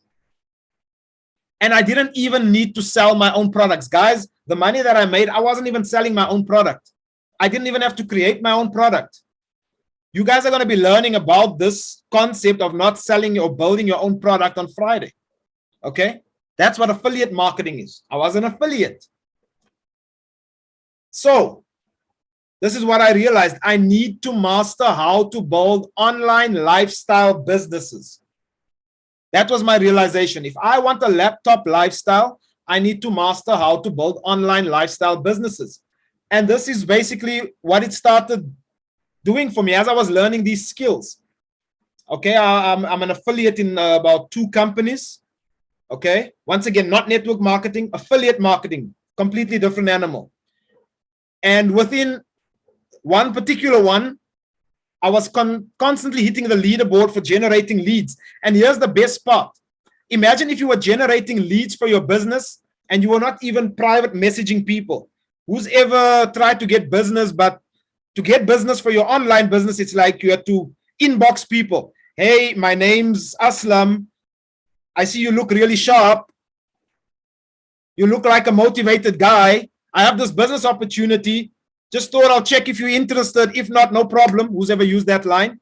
I'm guilty. I did it many times. Anyone ever use that? Do we have any network marketers in the house? Okay. Anyone ever use those lines? Drop I have or whatever. Okay. I didn't have to do that anymore. Why? Because now I was generating leads on autopilot. I was getting leads. I'm not familiar with affiliate marketing. Deirdre, you're going to learn that. Okay. I have, right? People are saying I have. I'm not saying, guys, I'm not saying it's wrong. I did it for 4 years. I did that because I didn't know another way. But that's why I said I needed to go and invest in myself. I needed to learn online marketing skills. So every now and again, I wake up and I look at my phone and I realize I just got another lead. I just got another lead. And every now and again, oh, wow, I just made an income. I just made some money. Okay. That's the power of online marketing. What has it basically given me? Now, remember, now I know some people are on the call, they're in the same company I'm in terms of network marketing. Okay. But here's the main thing that I want to point out when I'm showing you. Now, I'm not making any income claims here. I'm not saying if you do what I do, you'll make the money I've made over the last 2 years. I'm saying to you that because I took the time to learn the marketing skill of not having to reach out to people and not run after prospects and not inbox people to see if they're interested. I mean, how often have you ever done it or seen people? You just accept their friend request. And the first message, hey, Fadil, you look like a really sharp guy. I have this business opportunity, my man. Are you open to taking a look? They don't even know you and they're pitching you. Guys, I don't do that anymore. And here we are. Remember, it took me 2 years to make 3 million gross and then 1.5 million net.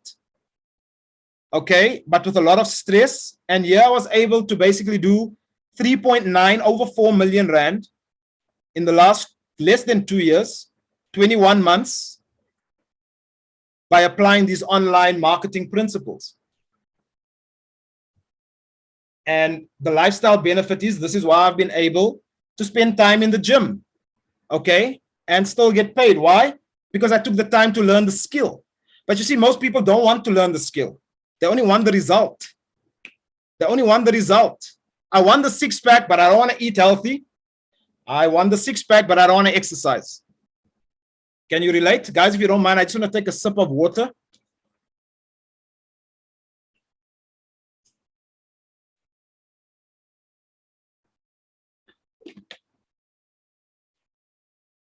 So there you go. So the first thing on the top, that's from my networking company. That's 246,000. And then the bottom there, these are some of the commissions in the last couple of months from the affiliate program. So this was the whole idea of building multiple streams of income. So realizations, gross 3.9 million, netted about 3 million. The cash flow was more consistent. I have geographic flexibility. I can do this from anywhere in the world. Instead of focusing on manual old school techniques, especially in network marketing, I leverage online marketing techniques, invested some of the proceeds into crypto, shares, and working on investing in some property syndications with some of the money. I worked on developing my online marketing skill set. And then I applied the skill set to my network marketing and affiliate marketing businesses. I hope that makes sense. Okay. Okay, guys, I'm trying to rush and I do apologize, but we need to get to the end soon. So what is the lifestyle entrepreneur wealth acceleration model that you guys are here to learn? Here it is. This is where you want to take notes. Maybe take a picture if you can. So the perfect cash cow business will have low setup costs, low overheads, geographic flexibility. It will have leverage, minimal staff component. It must be scalable, and it needs to have unlimited income potential. That's the perfect lifestyle business that you're looking for. And I'll show you that almost all the businesses we're going to be speaking about over the next couple of days, okay, have these characteristics. Okay, and now once you have your cash cow and you've mastered the cash cow, you're going to use your money to put into multiple passive investments, things like commercial property, higher end residential real estate, so you don't have a bunch of tenant issues. REITs, if you don't know what a REIT is, it's a real estate investment trust. It means you're investing in property, but not directly. You're investing in companies that invest in property and they manage the property. You just get your money. Okay, there's many of them on the stock market. Okay, if you have questions on that, you can message me. Private properties, passive private property syndications. That's where Michael comes in. Michael actually does some of that, so he'll speak about that. Blue chip shares that pay you dividends, what I showed you guys earlier. So you're going to take some of that money, you're going to put it in things like Facebook and Apple and Microsoft once you've made your money. Why? Because guys, if you're running an Airbnb business as an example, you don't want to be running another business as a full-time Forex trader, because now you've got two things that are going to keep you too busy. You can't do both. It's going to be very hard. But if you take the money and put it in passive blue chip shares that pay dividends, your money comes like clockwork because there's a manager, CEO managing the company. You don't need to worry. They just pay you your dividends every year. You're going to invest your money in blue chip crypto assets. Okay? So I know a lot of people want to play the small cryptos, and you can. But guys, that's not the thing that's good. If you get rich with that, you're lucky. But if you take money, and guys, this is not financial advice, but me personally, I would rather, if I'm going to invest in crypto, I would rather take the bulk of my money and put it into things like Ethereum and Bitcoin and, you know, some of the bigger ones, as opposed to Shiba coin, for example. I'm not going to go put a bunch of money into SHIB, you know, those types of things. Okay, so guys, company examples, blue chip shares. Blue chip basically means top quality. So think about the big brands that you see around. You know, I don't know in which country you guys are, but that's why I'm using global names like Facebook and Microsoft and Apple. If you're in South Africa, think Pick and Pay, FNB, Nedbank, Old Mutual, Discovery. Okay, these are big companies. But now you must remember, if you're going to go buy those shares now, you don't have enough money to go and buy the amount of shares that you're going to need. Even guys, you work your whole life. I tried to do it. That's how I built up my share portfolio. Every month from my salary, I used to take 5,000 Rand for many years. And I've slowly just put 5,000 when it wasn't every month for all those years, but every month I built it up slowly, put 5,000, 2,000, 3,000. My first shares, I bought SPAR shares for 2,500 Rand. Didn't make me a millionaire. The point I'm trying to make, you don't need to go and learn to become a share trader to see if you can learn to read the charts so that you can beat the market, because more often than not, most professional traders don't even beat the market. So what are the chances of you or me, an average trader, actually beating the market? It's next to none. Okay? So focus on long-term gains and sustainable income and cash flow, because that is what's going to fund your lifestyle. You don't want to be funding your lifestyle with high risk stuff. That's the mistake most of us make. We want to fund our lifestyle with high risk investments and platforms. That should not be the thing that you do. So now we're going to work on your lifestyle entrepreneur wealth acceleration plan. Who's excited about that? Who's ready to design their plan? Who wants a blueprint for designing your plan? It's time for you now. Okay? I want to see you guys drop me or yes in the chat. Super ready, super ready. Wonderful, wonderful. All right, so here's your plan. Now we're going to start at the end. We're starting at the end, okay? The first thing you always do, you need to write down your goal, okay? Now, I can't tell you what your goals are because our goals will all be different. Your goals could be you want to live in a 5-bedroom mansion and you want to have 7 cars and you want to send your kids to the most expensive private school and you want to go on exotic vacations every single year. That's your goal. That's your goal. Okay, but then you need to choose the right vehicle. So we work backwards. I learned this in a course that I attended. Guys, I'm always attending courses because this is how you learn. But whenever you set a goal, before you decide what you're going to do, first decide what your goal is at the end. Decide what the goal is first. Remember what Donald Trump did earlier. That's why I shared this long story with you guys, because I was teaching you some lessons. The lesson in the Donald Trump book, he knew he didn't want, if he just decided I'm going to become a property investor, what would he have decided? He would have become a slumlord like his dad, and he would have been very unhappy. So he decided, I don't want to have tenant issues. So he worked backwards. So when you set goals, you always work backwards. You start with the end goal in mind, and then you say, right, what step before that? What step before that? What step before that? So write down those goals. What is your why? What is your goals? Okay. Now we're going to try and make it more tangible. What is the passive income figure per month that will allow you to have these goals? What is the passive income per month amount that will allow you to have these goals? Okay. So as an example, if you know that you need to make $2,000 per month, and guys, remember, it doesn't matter if your goals are small.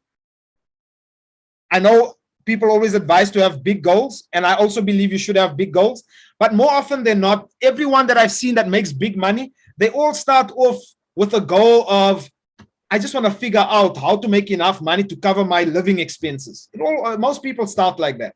And as they start seeing what's possible, their goals start growing. So you must get around people like who you're meeting in this group this evening.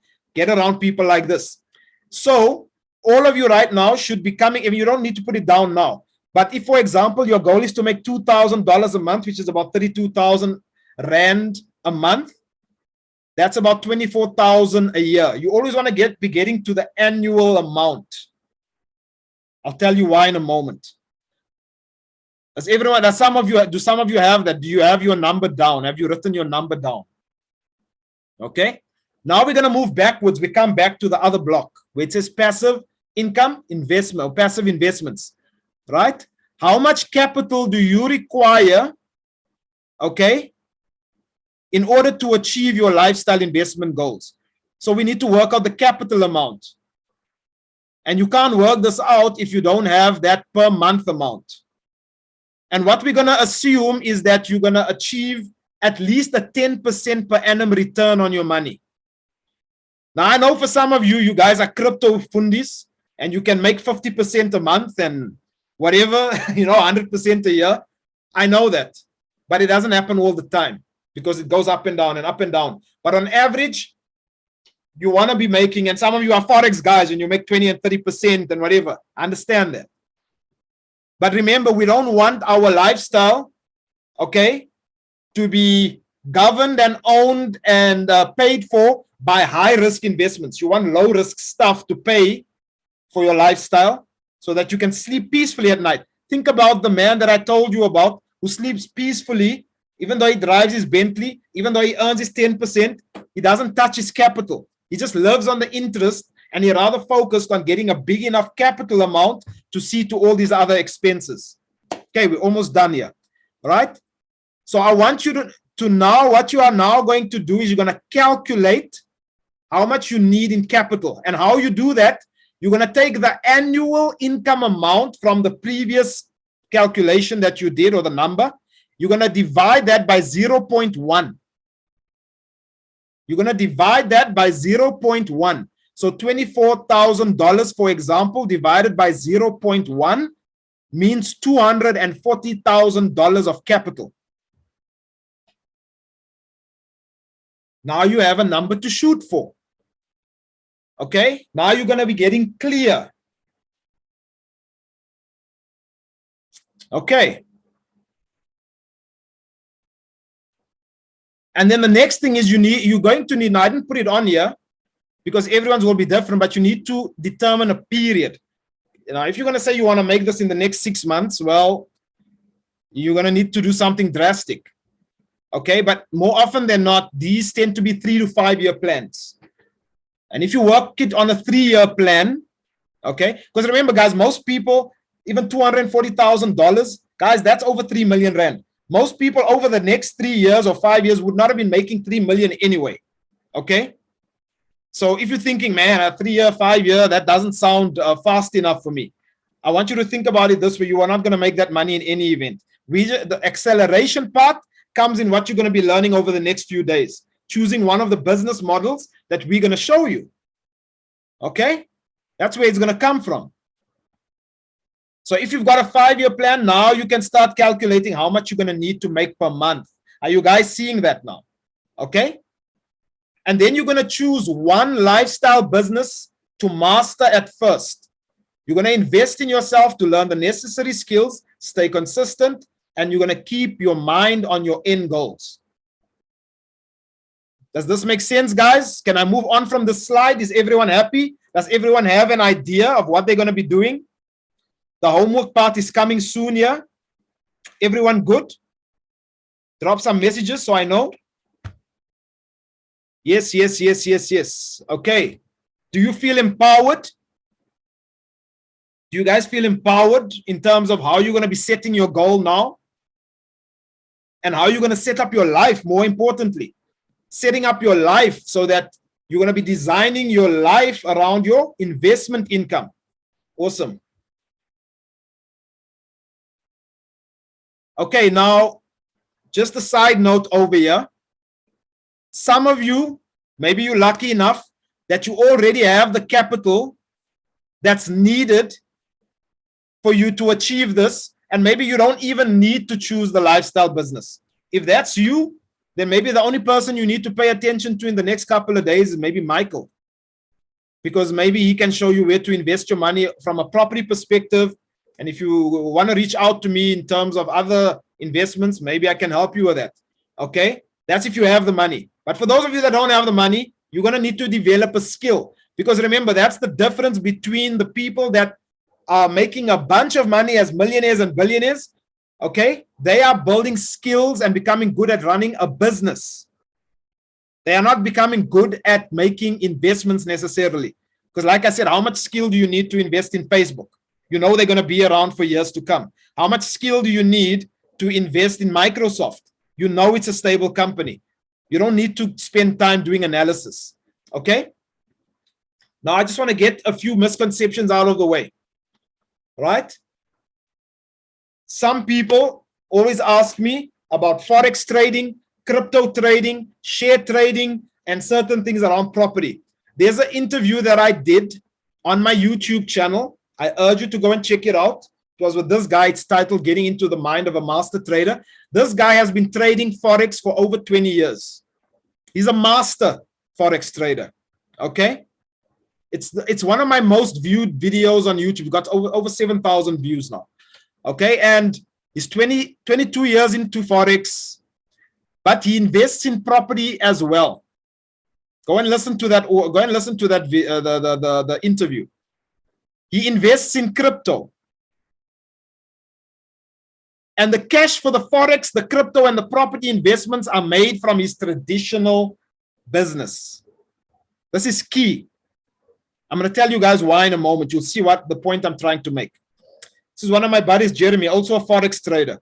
And while I was basically teaching people how to trade Forex with Jeremy, I learned some interesting things about the Forex market. Okay? Some of the stuff that he showed me. All right? Many of the online famous Forex traders, most of them actually make their money from affiliate commissions from brokers. Most people don't even know that.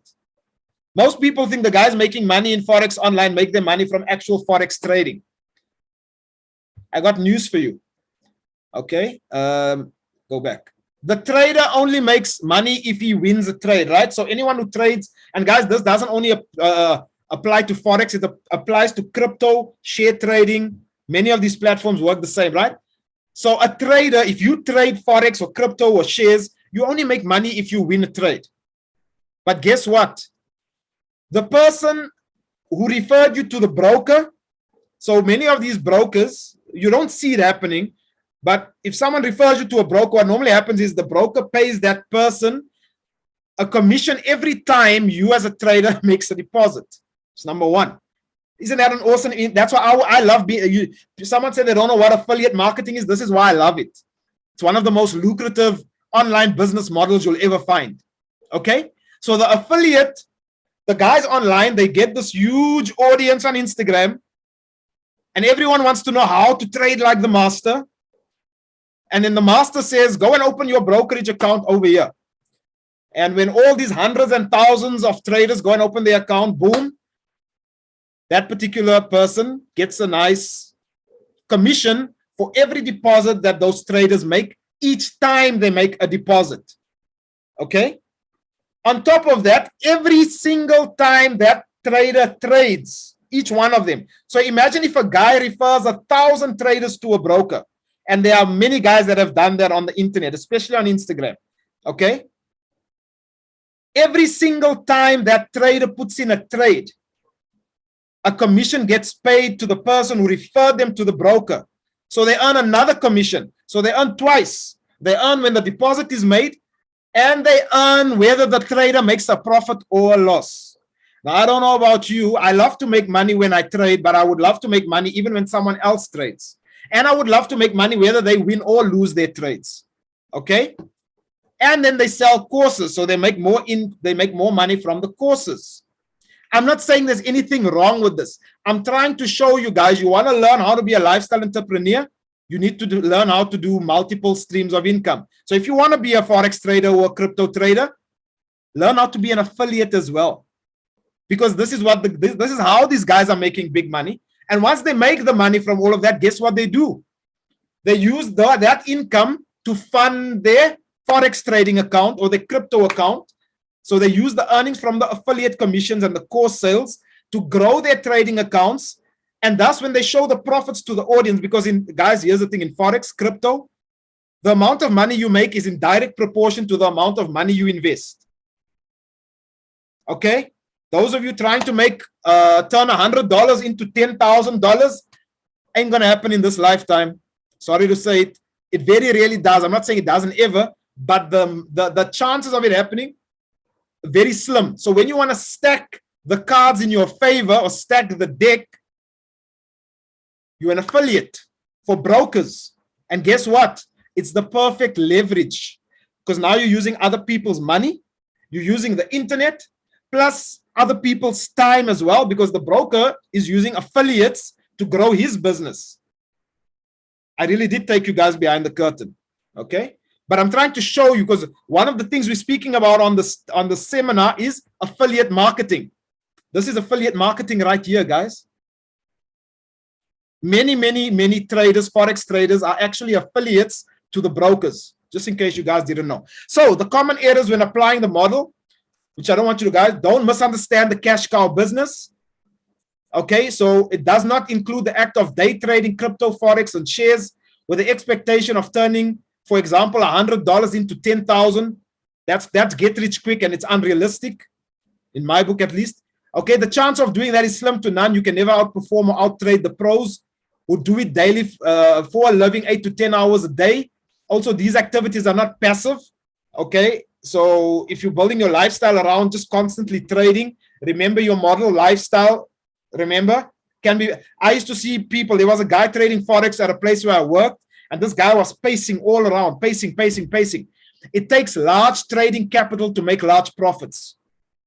You'll be learning this from Jeremy later on in the training on Thursday. Jeremy is a proficient Forex trader, but why would he still be using network marketing to make money? Why? Because he knows that it can help him make cash a lot faster, to build his capital balance in his trading account a lot faster. Okay, you guys will learn that. Same applies to being a property entrepreneur. Investing in 1 or 2 deals won't accelerate your wealth. You need deal quantity and cash reserves. If you choose to master any of these, I'm giving you guys a secret. If you choose to master any of these, rather opt to become good enough so you can start your own business investing other people's money. So those of you who want to become great Forex traders or crypto traders, I just gave you another business model that you could start in your business component, your lifestyle business. Because if the act of trading was the most lucrative part of that business, why would banks, Warren Buffett, Forex, and crypto platforms not use their own money to trade and invest and become wealthy? They use other people's money. Okay, they use other people's money. The answer is there's more leverage, fees, and money using other people's money. Financial licenses are required, however, to do this. If you're going to collect other people's money, then you're going to need licenses. Okay. And the last thing, the secret to accelerating wealth is other people's money, other people's time, and business models using the leverage of systems and the internet. Because guess what? Most of the world has smartphones these days. So if you can find business models that tap into the smartphone, you've got a winner. So what's possible? Okay, in each of these business models that you're going to learn about over the next few days, well, I can tell you now, I've seen someone in the Airbnb. When I came across the Airbnb idea, I saw a guy on the internet making $1 million a year from doing the Airbnb business. So does it have the potential to help you get to your passive income goals, those investments? If someone else, guys, I'm not saying you will do this. What I'm showing you is that if someone else has done it, it means it's possible. It doesn't mean it's guaranteed. It means it's possible. But could you do $50,000 a year? Could you do $100,000 a year? Could you maybe do $20,000 a year in the beginning? Sure, you can. Affiliate marketing. Okay, just recently in one of my affiliate programs, I saw a guy who was working a full-time job go from 1 million to make $1 million in 24 months in affiliate marketing. Okay, you're going to be hearing about affiliate marketing on Friday. You're going to be hearing about Airbnb on Wednesday. Okay, network marketing, not uncommon. There are people that have basically made 1 million per month and are making 1 million per month. And then there's another business model that's known as selling your own information products. Now, that particular one we're not covering in this particular summit. But if you want to know more about that, you can reach out to me. But there again, I've seen people make 1 million in a day. Just to show you how crazy this can become. I'm showing you what's possible. Okay. Now, results are not typical. Developing the skills are key. Nobody started off imagining they would make this much. Most people started off with a goal to at least cover their monthly expenses and simply make enough an extra $100 or $200 a month. Right.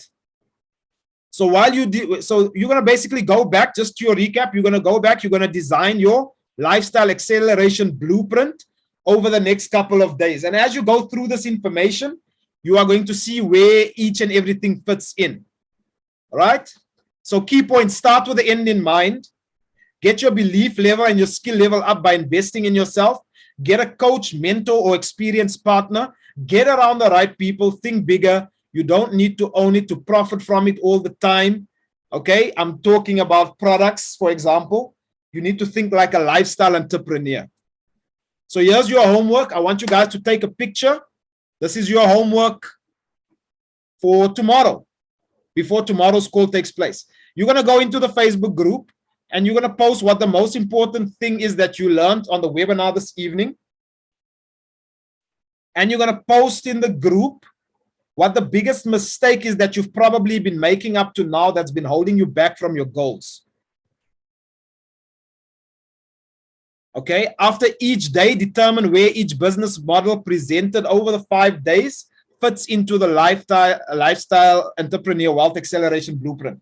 Now that's not so much homework that you've got to fit in for tomorrow. The top 2 are, but after the summit is done, you'll know where each thing sort of fits in, right?